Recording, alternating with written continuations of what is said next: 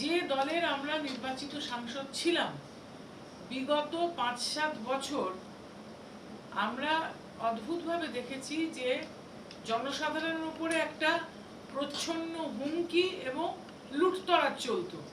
তাহলে যে সিম্বলে আমরা জিতেছি বা যে সিম্বল আমাদের ঊর্ধ্বতন নেতৃত্ব আমাদেরকে দিয়েছেন নির্বাচন লড়াই, সেটা নিশ্চয়ই লুটপাট করার জন্য দেননি। কিন্তু সেটাকে সামনে রেখে যারা কিছু নেতৃত্ব স্থানীয় জনসাধারণের উপরে যে অন্যায়টা করেছেন তার বিরুদ্ধে আমরা কিন্তু মুখ খুলতাম সেই সময়। কিন্তু আমরা ক্রমেই কিন্তু কণ্ঠাসা হয়ে পড়ছিলাম, বিরাগভাজন হচ্ছিলাম এবং অপেক্ষা করছিলাম যে জনসাধারণ কি বলে। 2026-এর বিধানসভা নির্বাচনে স্পষ্ট মতামত বাংলার জনগণ দিয়েছেন, রায় দিয়েছেন আমাদের যে সিম্বলে আমরা জিতেছি তার বিরুদ্ধে। এটা কিন্তু ঘটনা। এবং সেখানে দাঁড়িয়ে আমাদের যে 20 জন, তাদের অনেকের মতামত ছিল কাজ করতে পারা নিয়ে শঙ্কা, অনেকের কাজ করার ইচ্ছা, নতুন যারা তারাও কিন্তু বলছিলেন যে কি করে কাজ করবে, এর মধ্যে কাজ করা যাচ্ছে না। এবং অনেকের একটা সুরক্ষাজনিত চিন্তাও ছিল।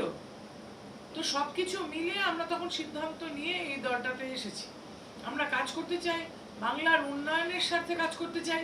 কিন্তু আমি তীব্র নিন্দা জানাতে চাই বিগত আমাদের ওই দলের আইটি সেলকে, যারা কতটা শিক্ষিত জানি না, তারা রাজনীতি কতটা বোঝে জানি না, তারা কতদিন এই দলের সঙ্গে আছে জানি না, এরা কিন্তু অল পেড ওয়ার্কার্স।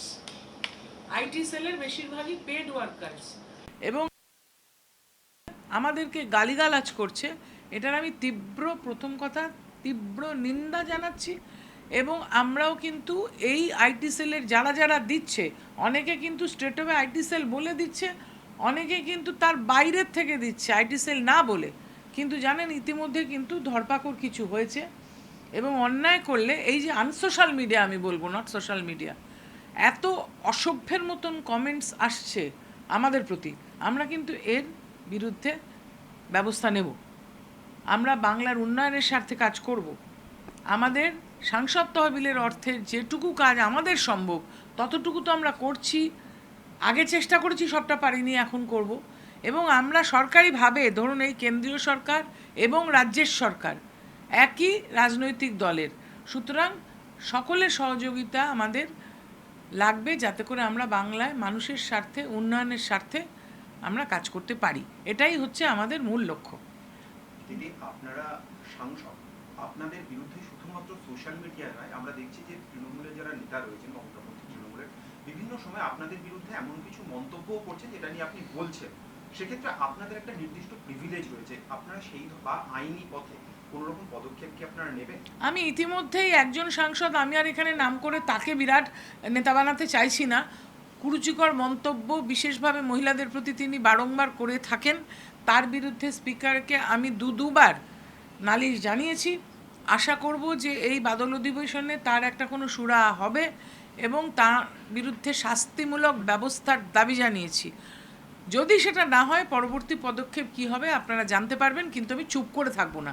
কেননা অনেক দিন চুপ করে থেকে কিন্তু এই জায়গাটায় এতটা খারাপ জায়গায় জিনিসটা এসেছে।